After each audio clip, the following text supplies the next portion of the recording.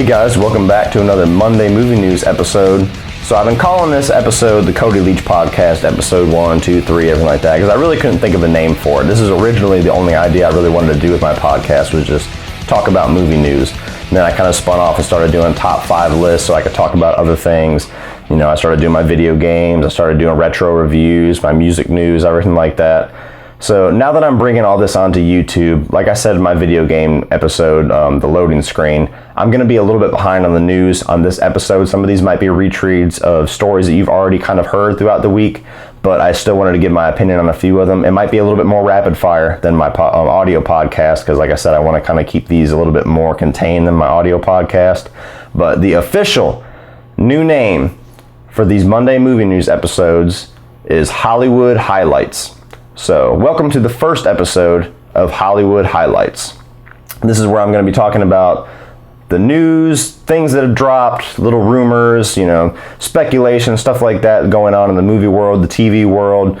For the most part, just giving my opinion, a little bit of insight into things that we see flooding our Facebook feeds and everything. You don't really know what to believe, what to go into. Just me giving my opinions on a lot of it. So, welcome to the first episode of Hollywood Highlights, and here we go. So Henry Cavill posted a little picture on his Instagram teasing a black Superman suit. It was basically just a close-up of like his shoulder or something, part of the material that was all black, and it said hashtag Superman. Now, spoiler alert for those who haven't seen Batman v Superman Dawn of Justice. Superman dies at the end. You have the whole fight with Doomsday. Superman sacrifices himself to defeat the monster. They have the 2 funerals with Clark Kent and Superman. And now we're left wondering what's going to happen. Now, obviously, a lot of people shouldn't expect that Superman's going to stay dead. Now, the end of Batman v Superman was the first half of the comic book storyline, The Death of Superman. The second half involves his resurrection, and when he is finally resurrected, he's got like a mullet and a beard and everything like that, and his suit is black. So I think this is teasing how he is going to be returning at the end, probably, or the last third of Justice League, the first movie coming out with Zack Snyder directing 2017, I think November, December 2017.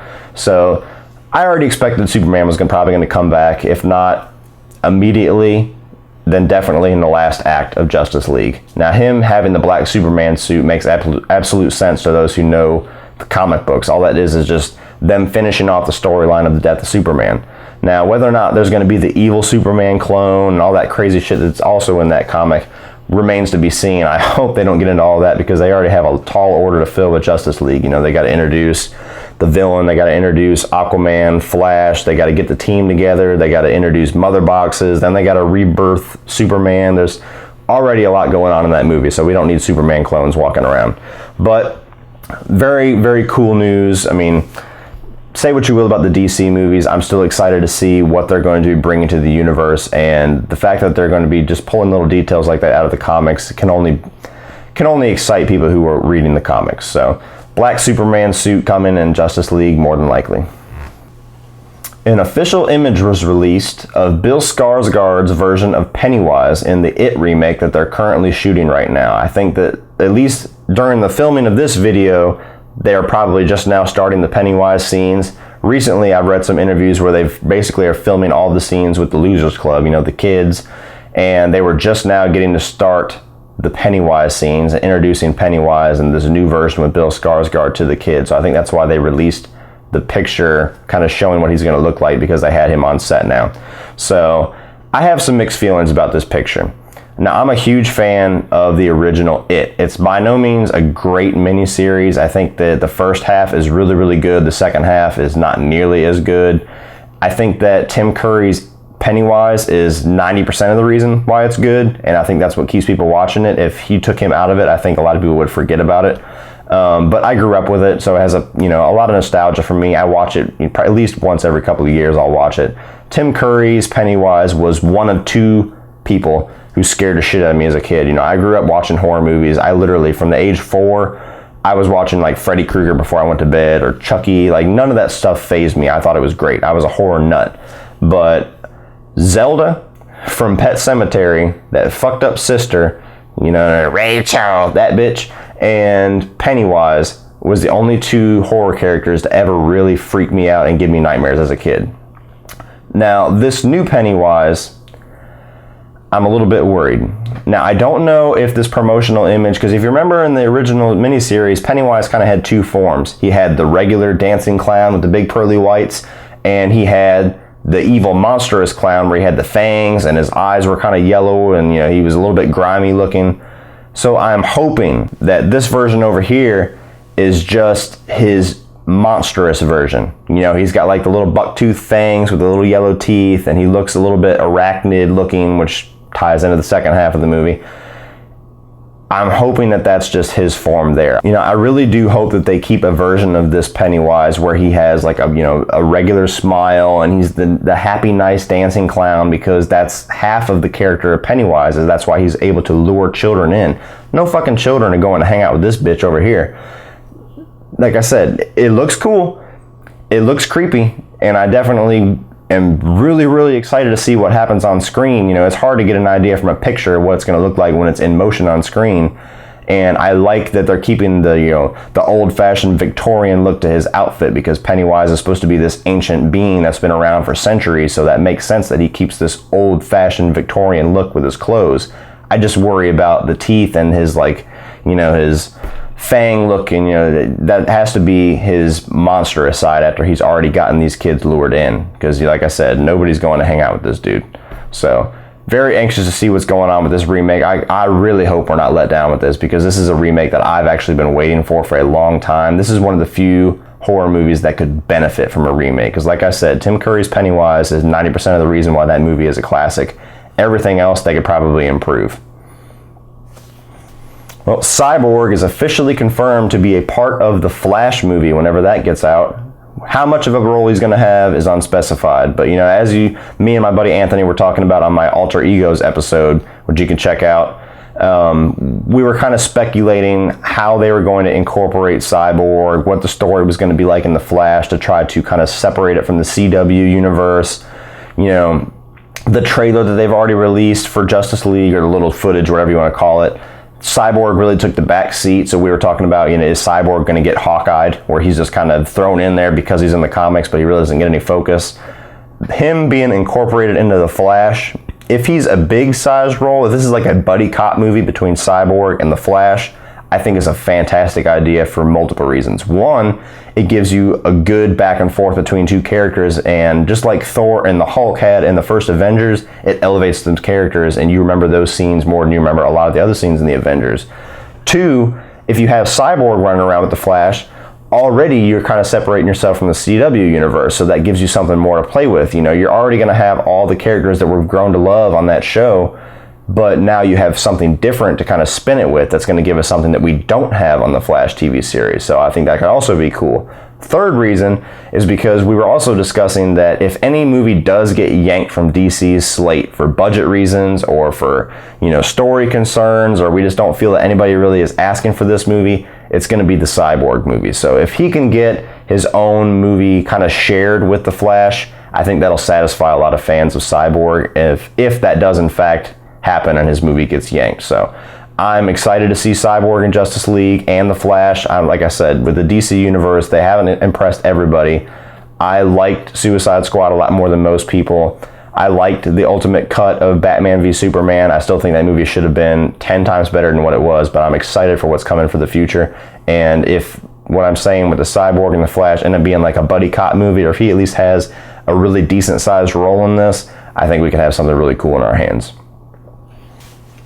Will Ferrell and John C. Reilly are set to reunite in a comedy based off of Sherlock Holmes and Watson. This sounds like it could be hilarious. Now, I am a huge fan of Step Brothers, and I'm also a huge fan of Ricky Bobby, Talladega Nights. I think those are Will Ferrell's two best movies that he has been the main star in. Step Brothers is endlessly quotable, and you really saw their chemistry spark in Talladega Nights. That's why they did Step Brothers, because those guys work so well with each other. So it's been a while since they've done a movie kind of co-headline in it, and this sounds like the perfect premise for those two to do. Could you imagine Will Ferrell being Sherlock Holmes, trying to be a detective in a serious like murder mystery or something like that, and John C. Reilly being Watson, possibly being the actual brains behind the operation maybe, and Sherlock just kind of gets the credit. I could see them having comedic gold coming out of this movie. but we'll have to wait to see. You know, comedies, like I said, with horror movies in my top 5 episode, they're very, very hard to stay dedicated to nowadays because we get a lot of bullshit. You know, we don't get very many classic comedies nowadays. We get a lot of just churned out horse shit where they have 2 or 3 good gags. They center the whole trailer around that to get everybody in the theater, and then you get 90 minutes of eh. So I have confidence this movie is going to be really good. I hope they take their time with it. I hope they really, really hone in to the comedic gold potential they have in this movie. But Will Ferrell and John C. Reilly coming back together is exciting, and this premise excites me even more because they could do really good with this. Now, this story, take with a grain of salt, because it seems to me like a story that might be taken way out of context. You know, Jared Leto was interviewed at like this 30 Seconds to Mars fan Q&A or something like that, and they were asking him about playing the Joker. And he basically gave some of his thoughts about how he felt like he was kind of tricked into playing the Joker, because the Joker that he was playing whenever he signed a contract and was getting all method and, you know, sending dead rats to his castmates and everything like that, he thought he was going to be a huge part of Suicide Squad. And like I said in my Suicide Squad review and in my top 5 episode about the summer of 2016, his role really got hacked down to make room for Deadshot. You know, he was in a decent amount of scenes, but a lot of his scenes from the trailers were cut out. A lot of his scenes that I'm reading about now were cut out that we didn't even get to see, that were going to really develop his relationship with Harley Quinn. You know, his opinion about the movie, he hasn't even seen the theatrical cut yet because he's so disappointed that his role has gotten chopped down to almost nothing. You know, he went on to say some other things, but just to me it's interesting because even Jared Leto didn't know that he was getting hacked down to nothing, which really is, one, it's disappointing to me that they would treat an actor that way and make him go so far. I mean, not that they made him go that method, but you have an actor that's willing to dedicate himself to the role that much, and then you're going to take what he brought to the screen out of the movie.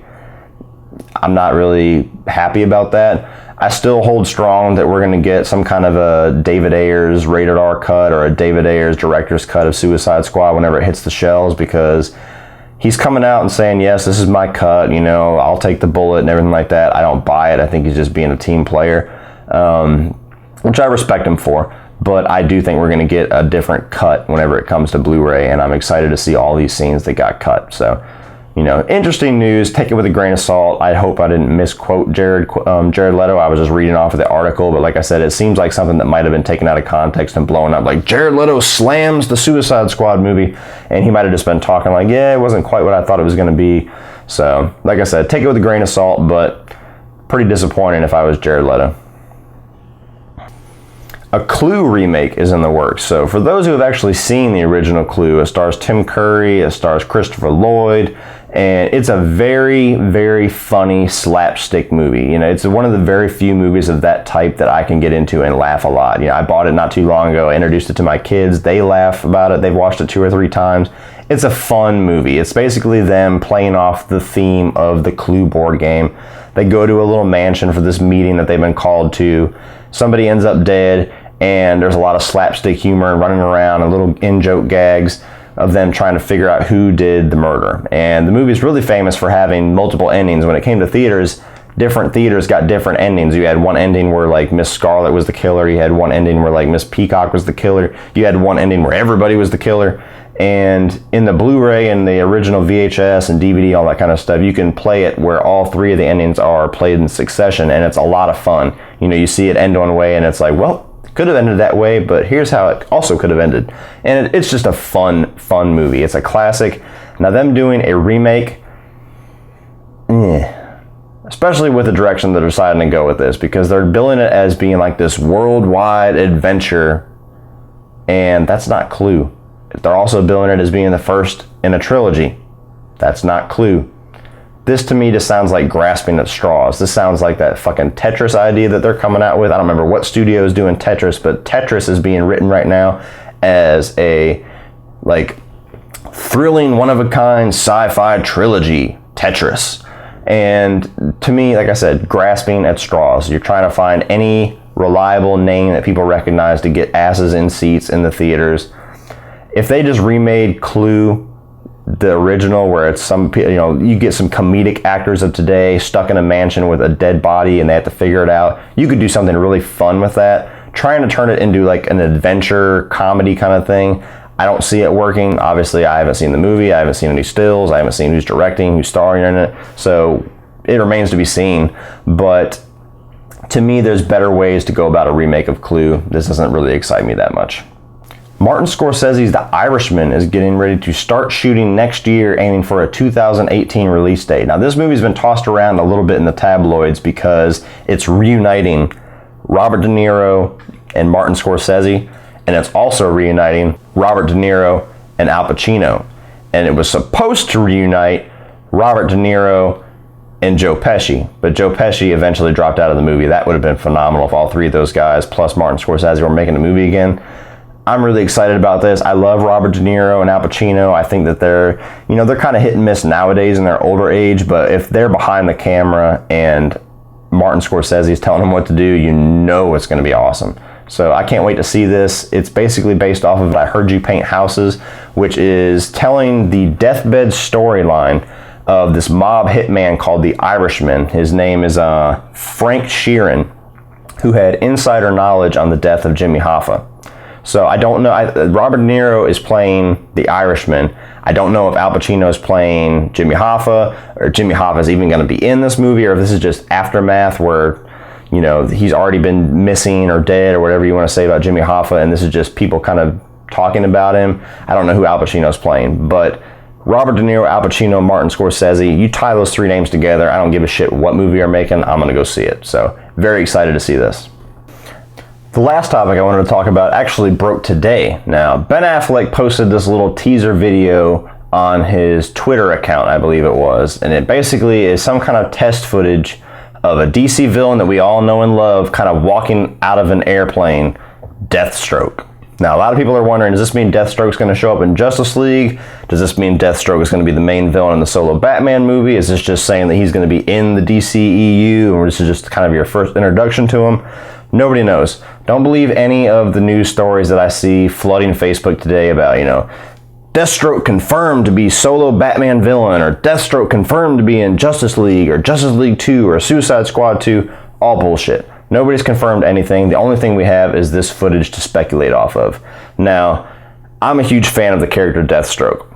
I liked him a lot in Arrow Season 2. I thought that season was the best season we've gotten out of that show before or since.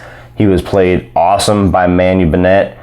He probably looked a little bit better in the CW as far as his armor looks, but this is test footage. We can't really get an idea of what he looks like. He might be a little bit more leaner, a little bit more acrobatic in this version. It looks really cool. And now, if I'm going to speculate, I'm going to say that this is probably a tease for Ben Affleck's solo Batman movie for two reasons.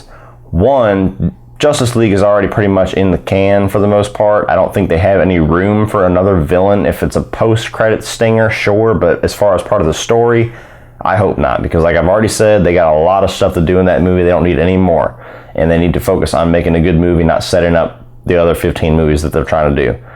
Reason number two is the fact that Ben Affleck is the one who posted it. If Zack Snyder was the one who posted it, then yes, I'd be like, okay, Justice League 1 or Justice League 2, we're going to see Deathstroke. Ben Affleck has kept his script under a lot of lock and keys. He's not telling really anybody, except for the people he's working with, obviously, what he is doing as far as the story, what villains he's going to have, what heroes he's going to have, if it's just going to be Batman or if it's going to be the whole squad, if he's going to have other superheroes kind of popping in here and there. Nobody knows anything aside from the fact that he's writing, directing, and starring in this movie. Now, Ben Affleck is a huge Batman nut. So not only is he a phenomenal actor, not only is he one of the best directors that's working today, but the fact that he is so close to this character means that he's going to deliver something awesome. I guarantee it. There's no way in hell that Ben Affleck's solo Batman movie is going to disappoint. I can't see it at all. If Deathstroke is his main villain, that is an awesome choice. Because for one, he's a great villain. You could have a ton of kick-ass fight scenes between Batman and Deathstroke. Think about, for those who have seen or played the Batman Arkham Origins, that boss fight with Deathstroke, where you have all those, it's kind of a button masher, but you have all those acrobatic fights where he's just trying to hit Batman and Batman's blocking everything. Imagine fight scenes like that carrying a movie, and the fight scenes with Batman was the best parts of Batman v Superman, especially that warehouse fight. So if they can center a movie around kick-ass fighting that we have not seen yet, with Batman going toe-to-toe with somebody that he can actually physically fight with, that's going to be something different. Deathstroke being the villain also is going to be different because Ben Affleck's not just automatically picking out of the bag of these classic villains that we would expect him to have. You know, we're not going to have the Riddler, we're not going to have the Joker, we're not going to have Penguin, Catwoman, Poison Ivy. We're getting something new, which is what they need to do. They do not need to go back and do what we've already seen in the other movies. Eventually, yes, we need to see Bane, we need to see Joker, we need to see Catwoman, we need to see these characters, but we don't need to do it right out of the gate. We need something different. We need something refreshing, and Deathstroke is different and refreshing. They don't have any idea who's going to play him. They don't have any idea, like I said, he could not be the villain of the solo Batman movie. This is all speculation, but if I was to choose, that's what's going to happen because Ben Affleck's posting it. He's trying to get people excited for his movie while people are kind of, I don't know about Justice League. You know, he wants people, whatever's going on in the DCEU, I cannot wait for Batman. Whenever Ben Affleck gets it off the ground, that's what he wants people saying. So this is just one step towards him making that true. All right, guys, moving on to trailer talk. So for those who are new to this show, I like to wrap up every movie news episode with the trailers that have recently been released. I just kind of go over what I think about them. So the first trailer I saw was for the MacGyver reboot for TV. Now, I have not watched any of the old school MacGyver. They have this rebooted series now with Lucas Till, who played Havoc in the new X-Men movies. He's a decent actor, and we haven't seen enough out of him yet to really say whether or not he's good or bad or not. And like I said, I have not seen the old MacGyver, so this might be a perfect reboot for it, but to me this looks really, really silly and over the top. I'm not interested in it whatsoever. It intrigues me that James Wan, I think, is directing the pilot, maybe the first 2 episodes, but it just, to me, it looks bland. You know what I mean? I know the whole shtick with MacGyver is that he can get out of any situation, like he could make a bomb with a paper clip and shit like that, but it looks really over the top and silly to me. There's so much TV out there right now to watch. It's hard to watch everything, so I have to be very selective about what shows I watch. If I hear a lot of amazing things about this, which I don't expect to, I might give it a chance, but for the most part, I'm not really interested in MacGyver. The second trailer I watched is for Rings. Now, this is the 3rd Ring movie, if I'm not mistaken, the American ones at least. You know, we had The Ring back in like 2002 or something like that, and then they had The Ring 2, which I heard was not a very good sequel, and now this is the long-awaited 3rd chapter in the Ring trilogy called Rings. I have no interest in this. I didn't like the first Ring. You know, everybody was losing their shit about that movie when I was in junior high. Everybody was talking about it was the scariest movie ever, and you know, when the girl comes out the TV, you're like pissing your pants, you're so scared, and that movie did nothing for me. And to be fair, I haven't watched it since the early 2000s, so maybe if I watch it now, I'll get more out of it. I still don't think I'll be scared, but I just thought The Ring was overrated, and I never bothered with the sequel. The sequel, everybody pretty much agreed for the most part across the board that it wasn't even as good as the first, so if I didn't like the first, why would I think the second one was going to be any good? This trailer doesn't do anything for me. It's the same setup as the first movie. You know, you got somebody that watches the tape, they hear the voice, 7 days, and then now Samara, the little girl, is coming after them. And the trailer is cut really quick. You know, it shows day 1, and it shows some crazy scenes. Day 2, and it shows some crazy scenes. Day 3, and it shows some crazy scenes. And it didn't really have any sense of tension to me. It showed all the same shit we've already seen out of Samara. We've seen her crawl out of the TV already. We've seen her possessing people and having like fingers come out and all that kind of stuff. It just, to me, it was a retread. You know, if you're a die-hard Ring fan and you cannot wait just to see some of these things again, it's probably right up your alley. But like I said, for people like me who didn't really care much for the first one, or maybe just the first one you liked it, but it's not like this horror classic like a lot of people make it out to be, I don't think this is really going to change anybody's minds. Goes along with what I'm saying with horror movies kind of being kind of bland nowadays. This seems like somebody just trying to make money off the name. So if you're interested in Rings, comes out October 28th, but I will not be one of those people. The third trailer that I watched is A Dog's Purpose. Now, this is basically a movie told through the eyes of various dogs, all voiced by Josh Gad. And the basic idea from what I gather of this trailer is that Josh Gad, I don't know if this is going to be portrayed as it's all dogs or just the dog that we're focusing on, but basically when one dog dies, Josh Gad's like presence or personality or conscience goes into another dog. He's reborn. So he's basically living out various lives through different breeds. You know, he's a corgi, he's a golden retriever, he's huskies, like all these different breeds of dogs, and he just gets to live various lives, and he remembers all his old lives, I guess. And it's got Dennis Quaid, Britt Robertson, a couple other people, and it's basically showing the story of where this dog is, you know, he meets this little boy whenever he's first born, in his first life, I guess. And this little boy, he grows up until he's a teenager with this dog, and then eventually that dog dies, and then he warps into another dog, and now he's with this couple, and then he dies, and now he warps over to Dennis Quaid, and now he's Dennis Quaid's dog, and then he dies, and now he's a police dog who's a girl dog. And then it looks like it could be a really sweet movie, but it also looks like it could be very heartbreaking. You know, anybody who loves dogs, which is the majority, there's nothing more heartbreaking than whenever you have a dog that you've lived with. I mean, I have a dog, I have a husky, and it's like one of my kids. And the thought of seeing a story play out where you have this dog bonding with this little boy through the ages until he's a teenager, and then eventually the teenager's holding the dog's paw while he's just dying on the table from old age, to me that sounds depressing as shit. You know what I mean? I don't want to see a movie where I'm just seeing all these different dogs die. And like I said, it could be woven into a really sweet story. From what I gather in the trailer, it looks to me like Dennis Quaid is the same little boy. He's just older, so now that he's a new breed of dog, he's come back, he's eventually reunited with Dennis Quaid, and Dennis Quaid's wondering why this dog is knowing all these tricks that he taught his dog whenever he was a kid. So I mean, if a story could play out that way and be really sweet and be really interesting and something that families could watch, but like I said, just a story based around, no matter how under the table you try to sweep it, dogs dying, it sounds depressing to me. So we'll have to see with that when it comes out January of next year. The trailer looked like it could be really sweet, like I said, but dogs dying, especially when you have one that's tied to your family for X amount of years, that just sounds heartbreaking to me. So I don't know if I'll be seeing that one or not. Well, I hope you guys liked the first episode of Hollywood Highlights. Let me know in the comment section below how you like this episode. For those of you who have followed me on SoundCloud, let me know what you think of the new title, how you like this video format more or less than the audio format. Put your comments below in any of these stories that I've talked about. Please like and subscribe, share this video, and I will see you again next Monday with some more movie and TV news on Hollywood Highlights.